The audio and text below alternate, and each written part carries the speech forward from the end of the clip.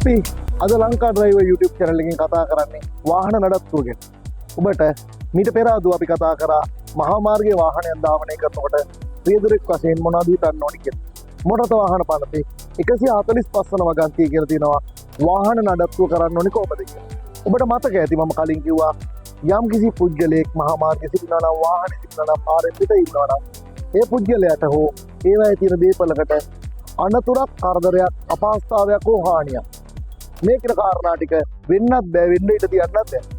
අන්නේ ගානට ඔබ ඔබේ වාහනේ නඩත්තු කරගත යුතුයි.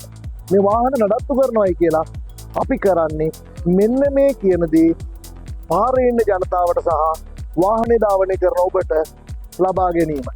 එහෙමනම් වාහනයක් නඩත්තු කරනකොට ඒ නඩත්තු ක්‍රමයේදී වඩාත් වැදගත් වන්නේ එදිනෙදා වාහනය පරීක්ෂා කිරීම. ඔබ ඔබේ වාහනේ එදිනෙදා පරීක්ෂා කරලා ඔබ නඩත්තු කරගන්න ඕනේ පාර පාවිච්චි කරන වෙනත් පුද්ගලයන් සහ ඔබට අනතුරක් කරදරයක් අපහසුතාවයක් නොවන මට්ටමට.